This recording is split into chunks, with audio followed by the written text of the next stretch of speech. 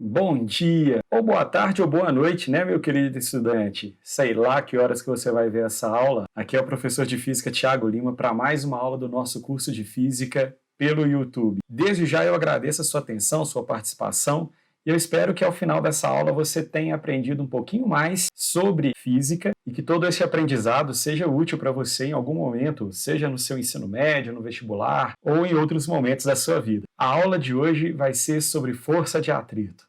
Enfim, chegamos em força de atrito, uma força tão importante com tantas aplicações no nosso cotidiano. E aí você já sabe, se ao final da aula você ficar com alguma dúvida, não entendeu algo direito, deixe um comentário no próprio YouTube ou me procure no Instagram. Eu vou ter o maior prazer em te ajudar, em te responder.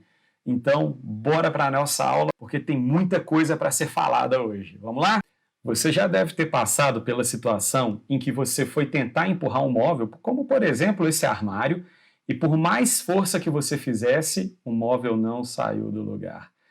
Bem, se não tiver nenhum obstáculo aqui segurando esse objeto, é bem provável que você não conseguiu colocar esse armário para deslizar sobre o chão, porque entre o chão e o pezinho aqui do armário, existe uma força chamada força de atrito que impediu esse armário de movimentar.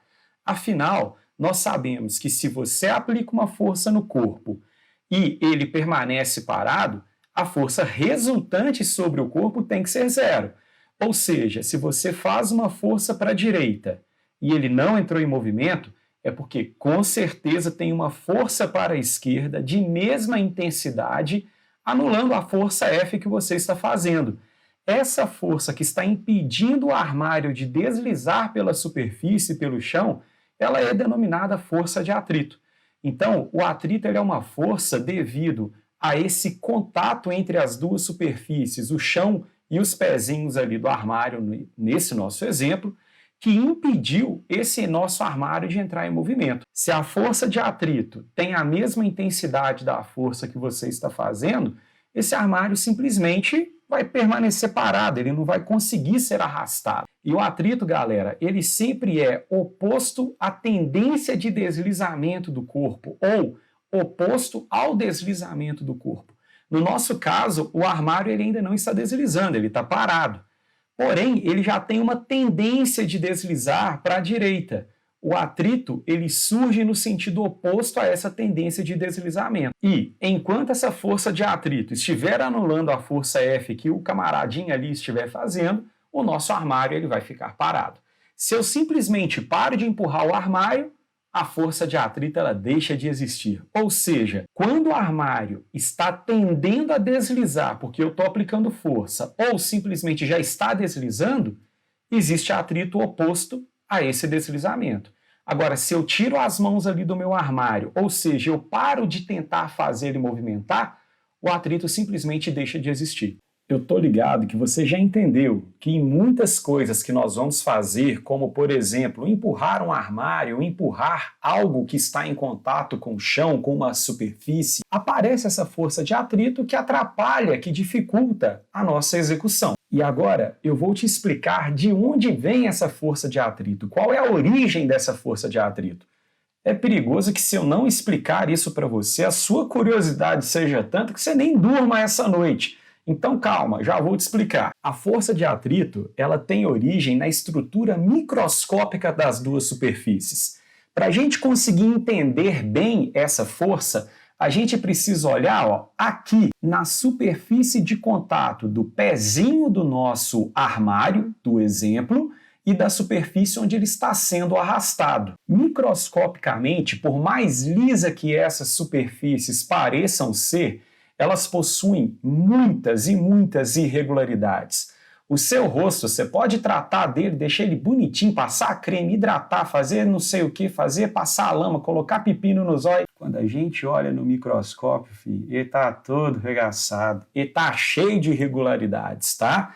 Então, são essas irregularidades microscópicas que vão gerar o atrito. Muitas pessoas acreditam que essas irregularidades elas se encaixam e é isso que dificulta o movimento entre as duas superfícies. Mas calma lá, não é bem isso. Na verdade, entre esses átomos dessas pontinhas, dessas irregularidades, nós temos uma força atrativa.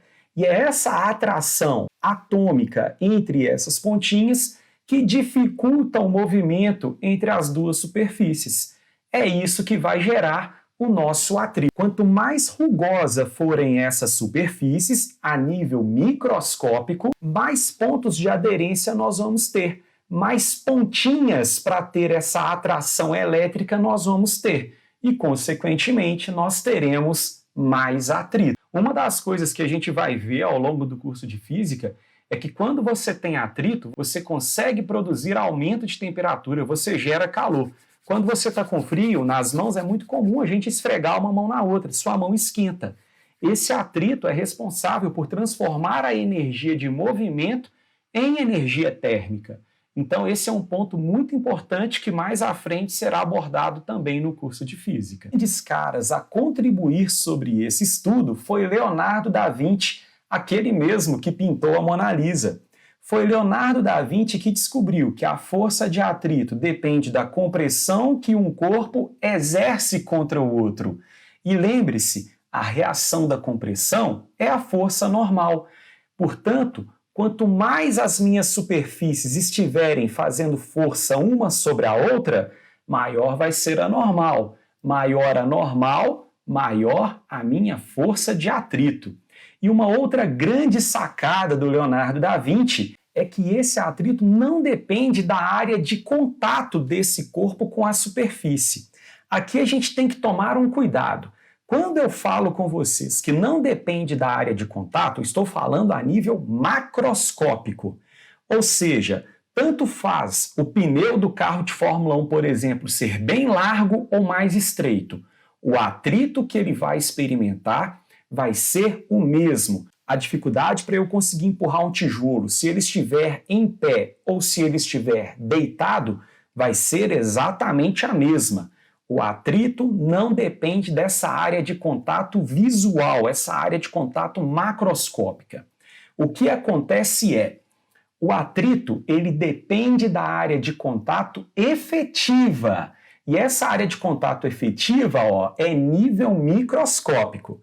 Então a gente teria que ver a nível microscópico quantas pontinhas, quantas irregularidades encostam uma nas outras. Isso é que iria me fazer determinar se o meu atrito vai ser maior ou menor. Olha só que interessante. Quando eu falei para vocês assim, quanto maior a compressão entre os dois corpos, maior é o atrito.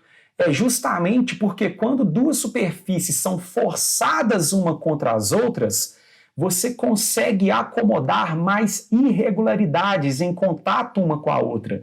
Você aumenta a área efetiva de contato a nível microscópico.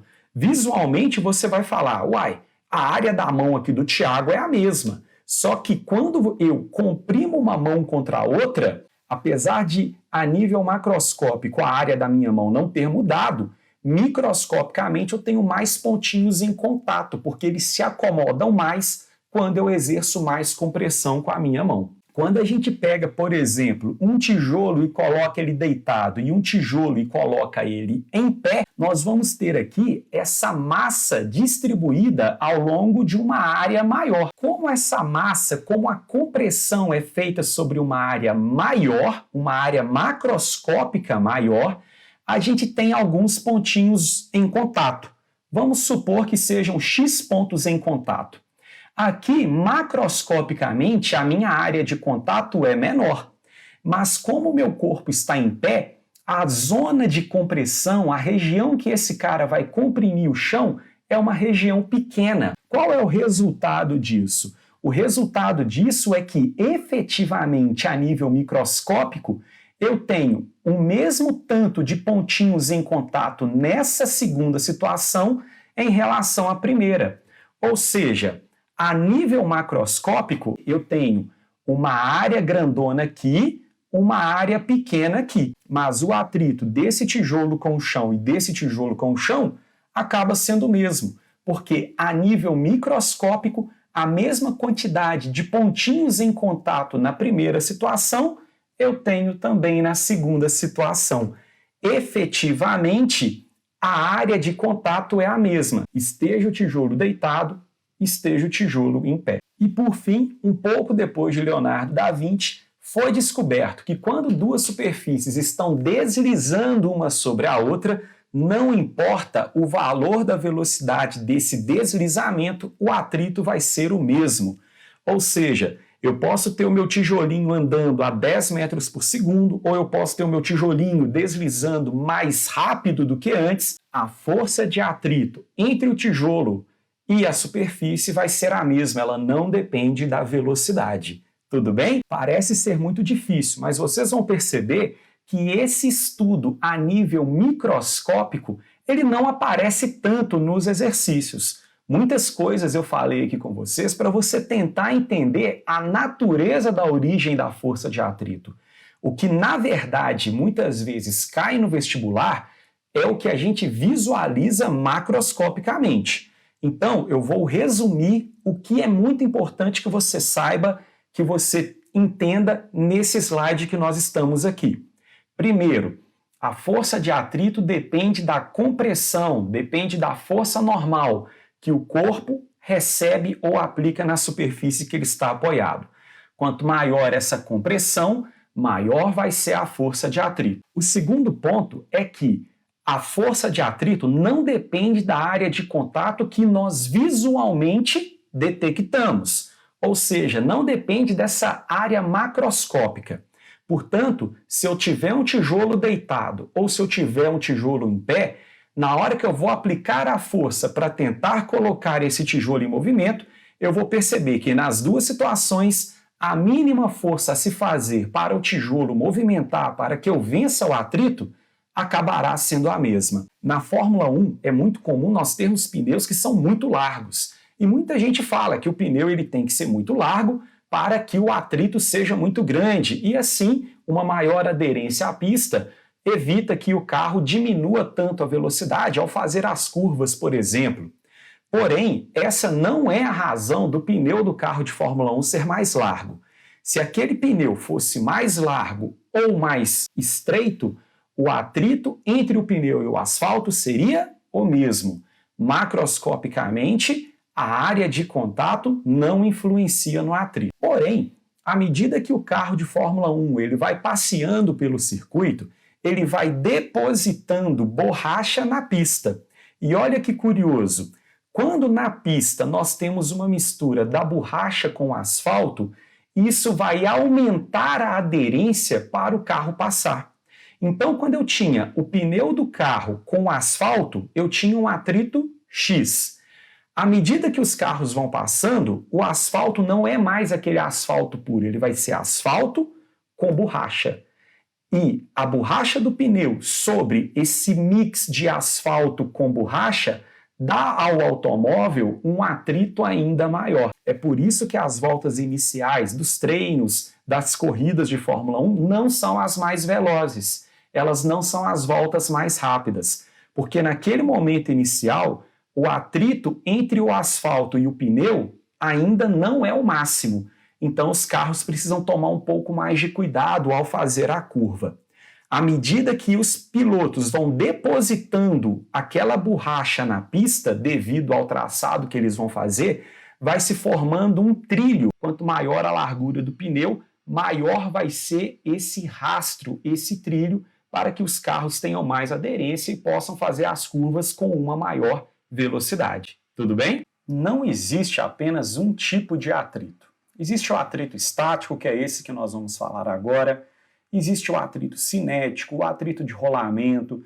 Existe o atrito com a resistência do ar, com a resistência de um fluido. Nós aqui vamos falar sobre o atrito entre duas superfícies sólidas. A força de resistência do ar, a força de resistência de um fluido, a gente vai abordar numa próxima aula. Vamos começar pela força de atrito estático. O atrito estático lembra repouso. Ele é um atrito que surge quando existe uma tendência de deslizamento entre as duas superfícies em contato. Só que esse deslizamento, esse movimento relativo entre elas ainda não aconteceu. Vamos para esse exemplo aqui. Eu tenho um bloco, preso a esse bloco uma cordinha, preso na cordinha o dinamômetro, que vai medir a força que essa mãozinha aqui está fazendo. Vamos supor que eu esteja fazendo essa força e o bloco ainda não deslizou.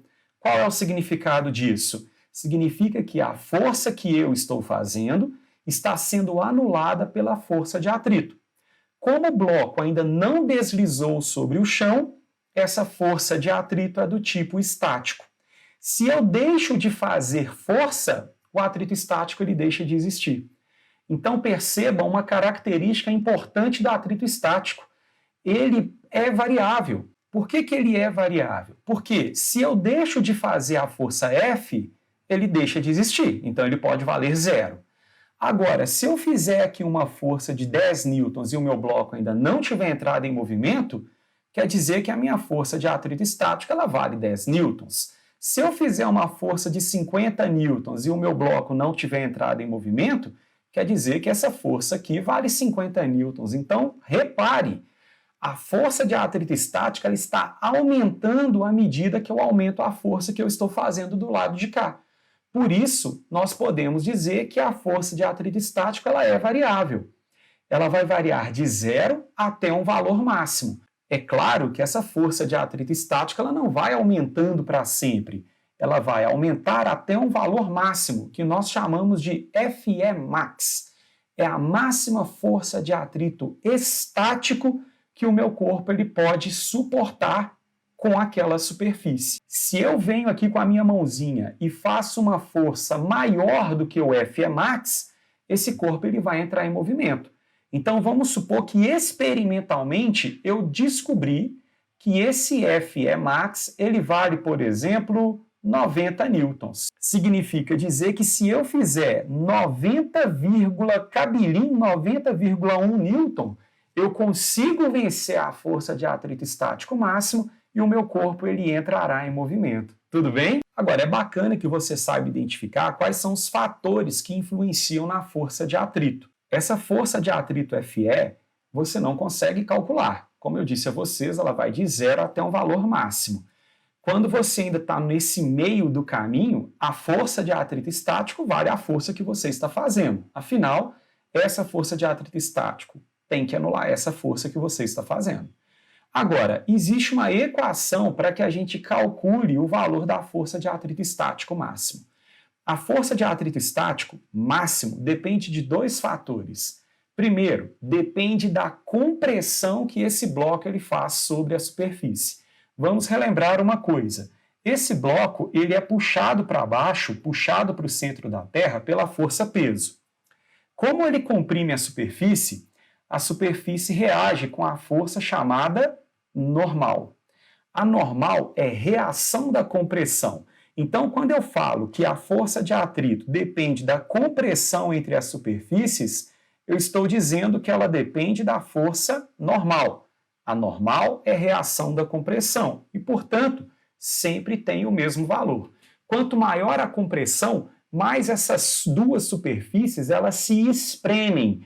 E esse espremer aumenta a área efetiva de contato, aquela área microscópica que a gente citou no slide anterior. Então, quando essa compressão aqui aumenta, o meu atrito ele tende a ficar maior. Além disso, o meu atrito ele vai depender do par das superfícies em contato, ou seja, depende de quem são as minhas superfícies em contato. É gelo com gelo?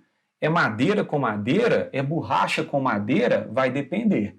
Então, quanto maior a aderência entre essas duas superfícies em contato, maior vai ser o atrito.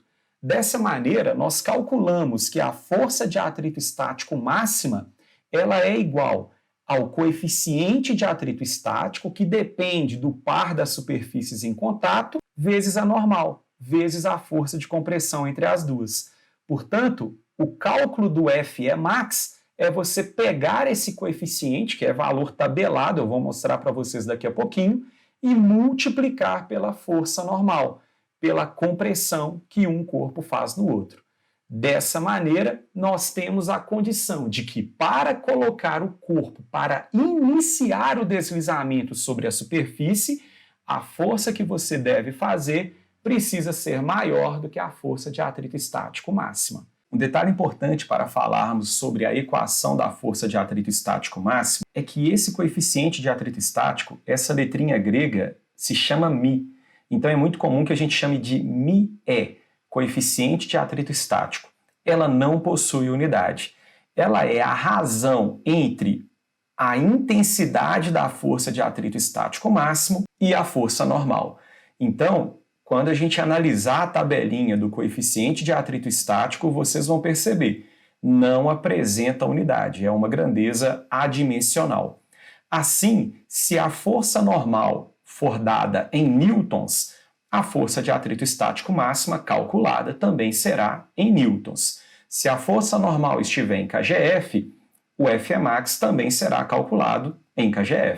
A partir do momento que você faz uma força F que é maior do que a força de atrito estático máxima, o seu corpo começará a deslizar sobre a superfície. E a partir de então, o atrito que era estático, ele deixa de existir e passa a ser o atrito do tipo cinético. O atrito cinético, ele é um atrito de deslizamento. É quando uma superfície desliza sobre a outra. E esse atrito cinético, ele não depende da velocidade desse deslizamento. O meu objeto ele pode estar deslizando a 2 metros por segundo ou a 20 metros por segundo. Essa força de atrito cinético aqui, ela terá a mesma intensidade. E quais são os fatores que determinam o valor dessa força de atrito cinético? São dois, assim como na força de atrito estático máximo. São eles par de superfície. Quais são as duas superfícies que estão em contato uma com a outra? Elas se aderem muito, elas se aderem pouco? Então, o tipo de superfície que está em contato vai influenciar no valor da força de atrito. E continua havendo aquela dependência da compressão que uma superfície vai fazer na outra. Portanto, meu querido estudante, olhe como a equação da força de atrito cinético é parecida com a equação da força de atrito estático máximo. São parecidas, mas possuem suas diferenças. A diferença principal é porque aqui nós temos também um coeficiente de atrito chamado coeficiente de atrito cinético. Isso mesmo, existe um nome específico para esse coeficiente porque ele é diferente do coeficiente de atrito estático. Nós temos o μe, aqui nós temos o μc. Coeficiente de atrito estático, coeficiente de atrito cinético. Para calcular essa força de atrito cinético, que não depende da velocidade, lembre-se disso, nós pegaremos o coeficiente de atrito cinético tabelado, vou mostrar para vocês daqui a pouquinho, e vamos multiplicar pela compressão que esse corpo faz na superfície, pela normal. Então, força de atrito cinético é o μc vezes a força normal. Tudo bem? A mesma ideia, o coeficiente não possui unidade. Então, se a sua força normal estiver em newton, a força de atrito cinético também será calculada em newtons. A força de atrito cinético sempre é menor do que a força de atrito estático máximo. Isso acontece porque, como disse a vocês, esses dois coeficientes, o de atrito cinético e o de atrito estático, são diferentes. O coeficiente de atrito cinético sempre é menor do que o coeficiente de atrito estático. Isso acontece porque quando as duas superfícies elas estão em repouso uma sobre a outra, sem o deslizamento, a interação entre essas irregularidades ela é maior. Tendo uma maior aderência, você acaba tendo uma maior força de atrito. Assim, quando as duas superfícies ainda não estão deslizando, você acaba tendo um atrito maior, um atrito estático maior. Quando uma superfície ela começa a deslizar sobre a outra, essa interação diminui. Quando essa interação diminui, significa que o atrito cinético se torna menor do que o atrito estático máximo. É por isso que o μc é menor do que o μe. O que isso significa na prática? Vamos supor que eu te ofereça valores e isso possibilite que você encontre que a força de atrito estático máxima é 90 newtons e a força de atrito cinético é 80 newtons. O que você vai verificar? Se o nosso bloquinho aqui em questão ele estiver em repouso, quando você fizer uma força de 10 newtons, ela não é suficiente para colocar o bloco em repouso, pois o Fmax pode chegar até 90 newtons. Ou seja, vai aparecer aqui para trás uma força de atrito estático que anula a força que eu estou fazendo e, portanto, ela vale 10 newtons. Se eu fizer uma força de, por exemplo, 40 newtons, ela ainda não é uma força suficiente para colocar o bloco em movimento, portanto, o meu FE vai atingir 40 newtons, anulando a força que eu estou fazendo e mantendo o bloco ainda em repouso. Se eu fizer uma força F de 90 newtons, eu estou numa situação que nós dizemos que o bloco está na iminência de movimentar, pois é a máxima força de atrito estático que este meu bloco, combinado com essa superfície, pode atingir. Se eu fizer qualquer cabelinho de força que há mais, a gente sabe que o bloco vai entrar em movimento. Discutimos isso no slide anterior. Ou seja, quando eu aplico a força F de 90 newtons, que é igual ao Fe max, a força de atrito estático máxima, o nosso bloquinho está na iminência de movimentar, porém ainda em repouso. Se eu fizer aqui um cabelinho de força a mais, por exemplo, 91 newtons, o nosso bloco começa a deslizar pela superfície. O atrito deixa de ser estático e passa a ser cinético. Ele deixa de ter aquele valor que variou de 0 até 90 newtons e passa a ser constante no valor de 80 newtons. Veja bem, se eu mantenho essa força de 91 newtons contra os 80 newtons da força de atrito cinético, o movimento desse bloco ele vai ser acelerado, pois a resultante das forças será diferente de zero. Eu posso, inclusive, ir reduzindo essa força que eu estou fazendo para, por exemplo, 81 newtons. Eu ainda vou ter uma resultante de forças para a direita de 1 newton, e isso vai fazer com que o movimento do meu bloco continue sendo acelerado. Repare, então, para colocar o bloco em movimento, eu precisei fazer uma força superior a 90 newtons. Só que agora que ele já entrou em movimento, eu posso fazer uma força de 81 newtons, que ele continua em movimento acelerado para a direita. Se porventura eu fizer uma força de 80 newtons sobre esse bloco, ele continuará em movimento, retilíneo uniforme, pois como nós aprendemos na primeira lei de Newton, depois que o corpo entrou em movimento e a resultante das forças passa a ser zero, ele continuará em movimento com aceleração nula, portanto, movimento retilíneo uniforme. Essa é a consequência na prática de termos o coeficiente de atrito cinético menor do que o coeficiente de atrito estático. Aqui eu coloquei uma tabelinha com alguns coeficientes de atrito estático e cinético para você verificar, para você ter uma ideia dessa relação. Aço e aço, o coeficiente de atrito estático é 0,7, o cinético é 0,6. Quando você tem borracha sobre o concreto seco, o coeficiente de atrito estático é 1, o cinético é 0,8. Essa situação aqui é importante porque a borracha poderia ser o pneu, e existem algumas pistas que são de concreto, então entraria nessa análise aqui.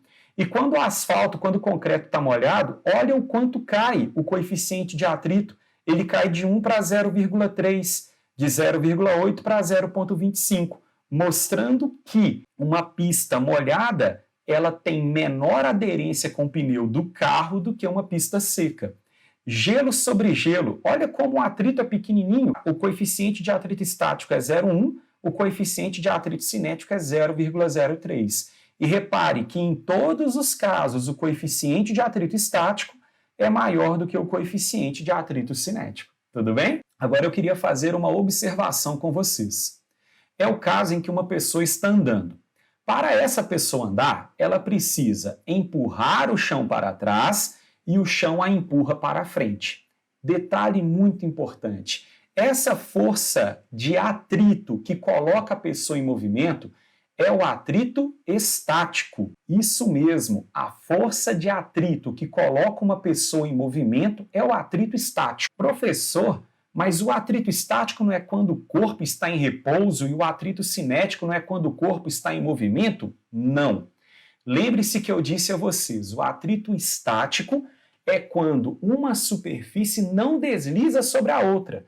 Quando a pessoa ela vai empurrar o chão, ela não está deslizando o pé no chão, Ela empurra o chão para trás, o chão empurra ela para frente. Se não há deslizamento entre o sapato ali do nosso amiguinho e a superfície onde ele está andando, o atrito será do tipo estático, pois não há deslizamento. Agora, se essa pessoa ela vem correndo e sai derrapando, sai deslizando, aí seria atrito cinético, porque houve deslizamento. Bacana, não é mesmo?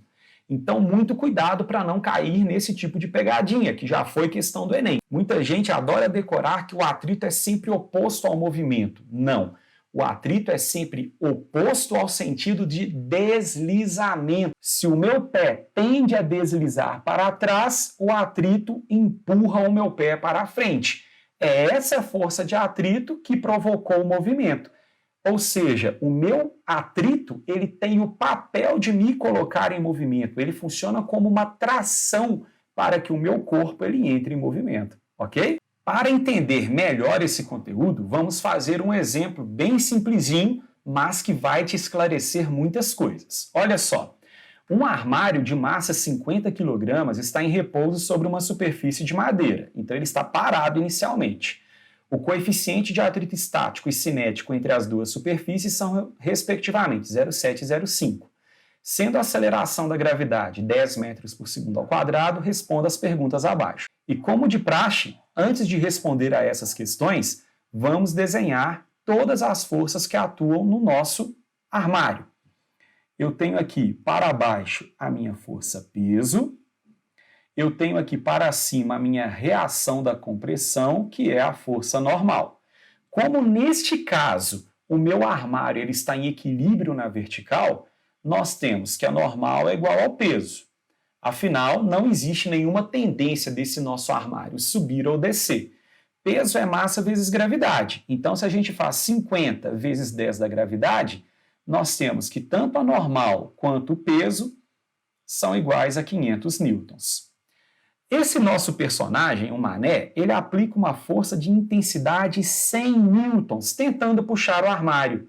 Determine o módulo da força de atrito que o chão faz sobre o armário. Então, nós já sabemos, existe um certo atrito entre o nosso armário e o chão. Só que eu não sei se esse atrito é cinético ou estático. O que eu vou precisar fazer para verificar? Eu vou precisar determinar o valor do Fe max, aquela força de atrito estático máxima. Porque se essa força de 100 newtons for suficiente para colocar esse armário em movimento, o atrito que está atuando nesse nosso armário seria o atrito cinético. Então, vamos calcular o Fe max. A força de atrito estático máxima é igual ao coeficiente de atrito estático vezes a força normal. O coeficiente de atrito estático é 0,7. A força normal é 500. Prontinho, nós temos que a força de atrito estático máximo é igual a 350 newtons. Um detalhe importante, como essa nossa grandeza μe não tem unidade, se a nossa normal estiver em newton, a força de atrito vai ser dada em newtons. Mas se a nossa normal estivesse em kgf, a nossa força de atrito estático seria dada em kgf. O que significa esse valor? Será que ele já é a resposta da nossa pergunta? Claro que não. Afinal, se o Mané está fazendo uma força de 100 newtons e essa força aqui tivesse valor de 350 newtons, esse armário ele não estaria parado. E não tem como você puxar o armário para frente e ele andar para trás, concorda comigo? Se um dia isso acontecer na sua casa, você puxou o armário para frente e ele andou para trás, fuja desse local, ele está possuído pelo demônio. Portanto, esse cálculo aqui que nós fizemos, ele é apenas uma referência. Ele está te falando o seguinte, ó, para eu colocar esse armário em movimento, eu preciso fazer uma força maior do que 350 newtons. Como a força que eu fiz é menor do que 350 newtons, quer dizer que o nosso armário ele permanece em repouso. Se ele está em repouso, a força de atrito que atua no armário é a força de atrito estático, afinal, ele não está deslizando. Porém, essa força de atrito estático só precisa anular 100 newtons. Logo, a força de atrito, que é do tipo estático, tem que ter o mesmo módulo da força que o mané está fazendo e, portanto, ela vale 100 newtons. Chegamos na resposta do nosso exercício, que, pasme, não é uma questão fácil. Eu já coloquei esse tipo de questão em várias provas, em vários exercícios, e muitos alunos falam que o valor da força de atrito é 350 newtons. Eles jogam na fórmula, calculam 350, não pensam sobre o que estão fazendo e acabam errando de bobeira. Então, muita atenção. Letra B. Determine a mínima força que mané deve fazer para que o armário comece a movimentar. Bem, nós acabamos de dizer que o FE max ele vale 350 newtons, ou seja, essa força de atrito estático aqui, que está prendendo, impedindo o meu armário de deslizar, ela pode chegar no máximo até 350 newtons. Portanto, se o mané fizer 200, o atrito estático vai valer 200. Se ele fizer 300, o atrito estático vai valer 300. Isso porque não é uma força suficiente para o armário entrar em movimento. Agora, se o mané quer colocar esse armário em movimento, ele precisa fazer uma força que seja superior ao FE max. Ou seja, para iniciar o movimento, a força que o mané tem que fazer precisa ser superior a 350 newtons. Professor, tem que ser 351? Não, pode ser 350,001. Uma força um cabelinho maior do que 350, maior do que o FE max, e o nosso armário vai começar o deslizamento. Tudo bem? Determine a força que mané deve aplicar sobre o armário que passou a deslizar para que ele se mova com velocidade constante. Então, pronto, o nosso armário movimentou. Se esse armário movimentou, não é mais força de atrito estático, é força de atrito cinético. Afinal, ele já está em movimento. Vamos colocar aqui, ó, a setinha da velocidade. O nosso armário já está deslizando. Quando ele passa a deslizar, a nossa força de atrito, que antes era estático, agora passa a ser força de atrito cinético, que é igual ao coeficiente de atrito cinético vezes a força normal. O coeficiente de atrito cinético é 0,5. A força normal vale 500. Nós, então, calculamos que essa força de atrito cinético ela vai ter uma intensidade de 250 newtons. E lembre-se, ela é constante. Não importa a velocidade com que esse armário está em movimento. Porém, nós precisamos pensar mais um pouquinho para responder a esse item. O enunciado disse que o mané deve aplicar uma força sobre o armário para que ele se movimente com velocidade constante. No movimento retilíneo uniforme, a força resultante é igual a zero. Afinal, a aceleração do nosso armário é zero. Isso significa que a força que o mané vai ter que fazer terá que ser de 250 newtons. Se ele faz uma força de 250 newtons, ela é anulada pela força de atrito cinético e o nosso bloco continuará em movimento retilíneo uniforme, afinal, a aceleração é nula. Cuidado para não ter o pensamento aristotélico, que a força resultante sendo zero, o nosso armário vai ficar parado. Errado. Ele já estava em movimento, ele assim permanecerá em movimento retilíneo uniforme se a resultante das forças for nula. Tudo bem? E para finalizar, determine a força que mané deve aplicar sobre o armário para que ele possua uma aceleração de 1 metro por segundo ao quadrado. Opa, se ele vai ter aceleração, agora a nossa força resultante vai ter que ser diferente de zero. Essa nossa força resultante, ela pode ser calculada fazendo a força que o mané vai fazer menos a força de atrito cinético, e a nossa força resultante também pode ser calculada fazendo massa vezes aceleração. Portanto, a força que o mané faz menos a força de atrito cinético, que é 250, é igual à massa do nosso armário, que é 50 kg, vezes a aceleração que ele vai ter que adquirir. Portanto, a nossa força feita pelo mané vai ser 50 mais 250. Logo, a força feita pelo mané para que o armário deslize com uma aceleração de 1 metro por segundo ao quadrado será de 300 newtons. Tudo bem? Repare que no slide anterior nós fizemos uma conta e descobrimos que para começar o movimento, o mané deveria fazer uma força de 350 newtons. Depois que o armário entra em movimento, o atrito caiu para 250, porque nós aprendemos que a interação entre aquelas irregularidades, quando o corpo estava parado e agora que o corpo está deslizando, ela diminui com o deslizamento. Por isso o atrito cinético é menor. E que depois que o nosso armário entrou em movimento, se eu faço uma força de 250 newtons, ele permanece em movimento retilíneo uniforme. E se eu fizer uma força de 300 newtons, ele vai ter um movimento acelerado. Então, dê uma olhada com atenção nesse exemplo, porque ele é muito bom para a fixação do conteúdo que você acabou de ver. E para finalizar a nossa aula, vamos falar sobre o gráfico da força aplicada pelo mané e do gráfico da força de atrito. Nós vimos no exemplo anterior que a força de atrito estático máxima ela tinha o valor de 350 newtons.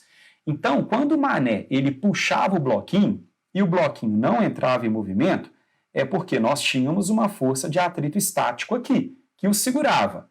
Força de atrito estático porque não havia deslizamento. Então, se o mané fizesse 10 newtons de força, a força de atrito também valeria 10. Se o mané fizesse, sei lá, 50 newtons de força, a força de atrito estático também valeria 50. Moral da história: enquanto o bloco não desliza pela superfície, a força que o mané faz tem a mesma intensidade da força de atrito. E por este motivo, o nosso gráfico vai ficar da seguinte maneira. Ele vai ser exatamente assim.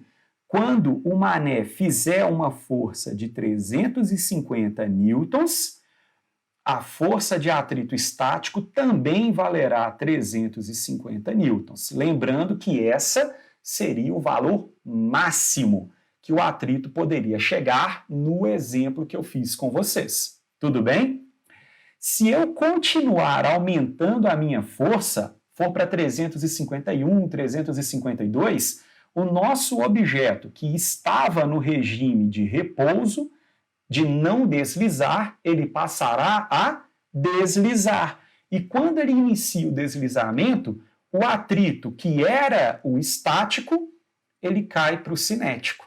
E ele cai porque, como nós vimos anteriormente, o atrito cinético ele valia menos do que o atrito estático máximo, ele valia 250 newtons, lembra disso? Portanto, o gráfico da força de atrito em função da força que eu estou aplicando, ele vai ter mais ou menos esse formato.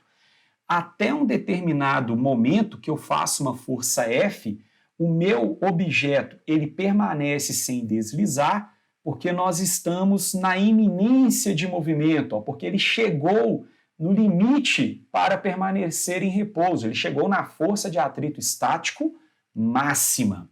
Se a partir de então eu faço uma força maior do que o Fmax, o nosso corpo ele começa a deslizar.